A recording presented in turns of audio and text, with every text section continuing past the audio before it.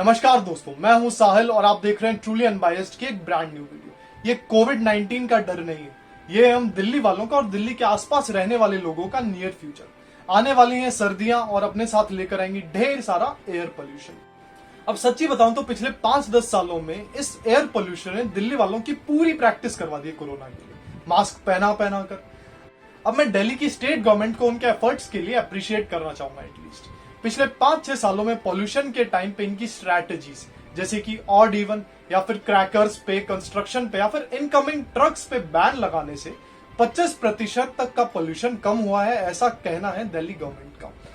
लेकिन अगर हम वर्ल्ड इकोनॉमिक फोरम की एक रिपोर्ट की बात करें तो इंडिया की 6 ऐसी सिटीज हैं जो कि टॉप 10 मोस्ट पॉल्यूटेड सिटीज में आती हैं दुनिया भर की। एंड गेस व्हाट, ये सिटीज कौन सी है? दिल्ली और दिल्ली के आसपास की 5 और cities. Now we can imagine कि ये वाला एरिया कितना ज्यादा पॉल्यूटेड है। अब ऐसे सिचुएशन में बहुत ज्यादा जरूरी हो जाता है कि गवर्नमेंट की साइड से कोई ऐसी पॉलिसीज आए जिनसे पॉल्यूशन पे रिडक्शन हो। अब ऐसी एक पॉलिसी निकाली है दिल्ली गवर्नमेंट ने recently, it's called electric vehicle policy. तो चलिए बात करते हैं इस पॉलिसी के बारे में, इससे हमें क्या क्या बेनिफिट्स होंगे एंड क्या क्या चैलेंजेस फ्यूचर में हम फेस कर सकते हैं इस पॉलिसी की वजह से। तो चलिए शुरू करते हैं। And in future I hope इस मास्क की जरूरत हमें नहीं पड़े।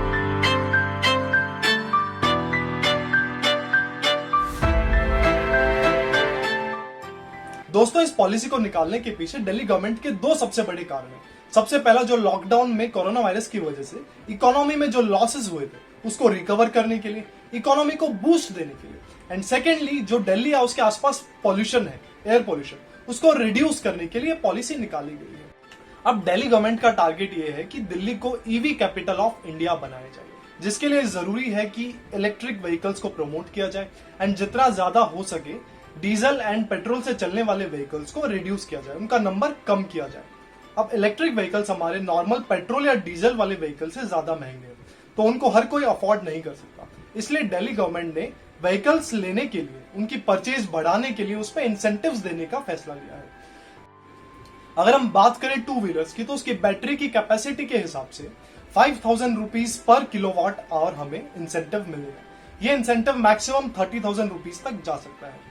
ऐसे अगर मैं ई कार्स की बात करूं तो 10,000 रुपीज पर किलोवाट आवर ये एक व्हीकल पे मुझे इंसेंटिव मिलेगा, जो कि मैक्सिमम 1.5 लाख तक जा सकता है। ई रिक्शास की अगर मैं बात करूं तो 30,000 मैक्सिमम हमें इंसेंटिव मिल सकता है एंड इसमें एडिशनल हमें 5% लेस मिलेगा अगर हम बैंक से लोन लेते हैं। बताए गए इन इंसेंटिव्स के साथ साथ स्क्रैपिंग इंसेंटिव्स भी दिल्ली गवर्नमेंट देने का प्लान कर रही है। अगर आपके पास कोई पेट्रोल या फिर डीजल वाली गाड़ी है एंड उसको आप अपग्रेड करके इलेक्ट्रिक व्हीकल बनाना चाहते हैं, तो आप उस गाड़ी को डिस्पोज कर सकते हैं। दिल्ली गवर्नमेंट आपको उसके लिए इंसेंटिव्स देगी।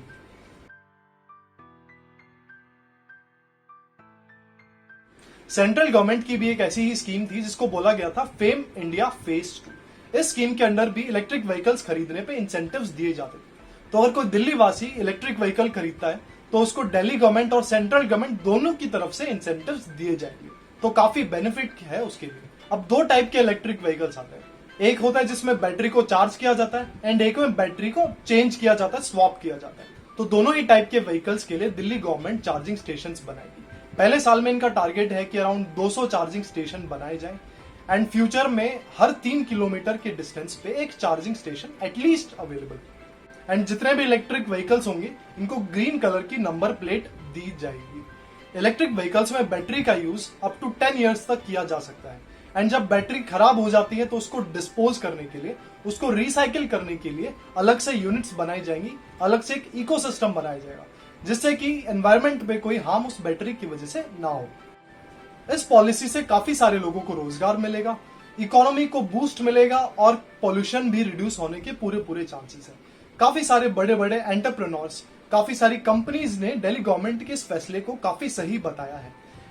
अब देखना काफी दिलचस्प होगा कि दिल्ली गवर्नमेंट बड़ी बड़ी फर्म्स को कैसे अट्रैक्ट करती है प्रोडक्ट बनाने के लिए एंड दिल्ली में बेचने के लिए डिस्काउंटेड प्राइस पे।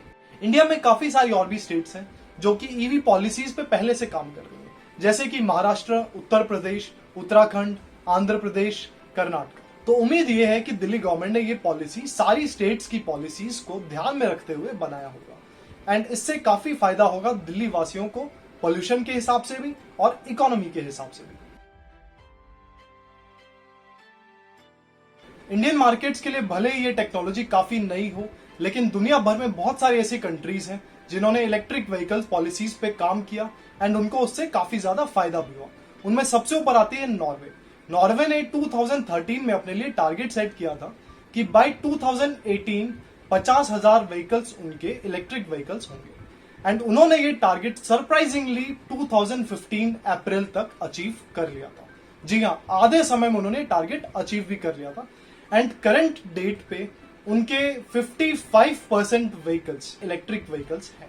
इस लिस्ट में और भी कंट्रीज हैं जैसे कि Sweden, Iceland, Switzerland and China, जो कि 7वें नंबर पे है यहाँ पे। बाय 2024 नए रजिस्टर होने वाले व्हीकल्स में 25% इलेक्ट्रिक व्हीकल्स होंगे, ऐसा केजरीवाल गवर्नमेंट का टारगेट है। अब टाइम ये बताएगा कि ये व्हीकल्स कितने होंगे एंड ये पॉलिसी कितना काम करेगी। क्या दिल्ली अपने एजुकेशन और हेल्थ पॉलिसीज की तरह ही इस पॉलिसी को भी इंप्लीमेंट ढंग से कर पाएगा, ये तो हमें टाइम ही बताएगा। सो गाइज, ये वीडियो आपको कैसा लगा आप हमें कमेंट बॉक्स में लिख के जरूर बताएं। अगर गलती से अच्छा लग गया हो तो इसे लाइक एंड शेयर जरूर कर देना। इसी टाइप के वीडियोस देखने के लिए please subscribe this channel and you guys can follow us on Facebook and Instagram as well. So till we meet next time, Jai Hind, Jai Bharat.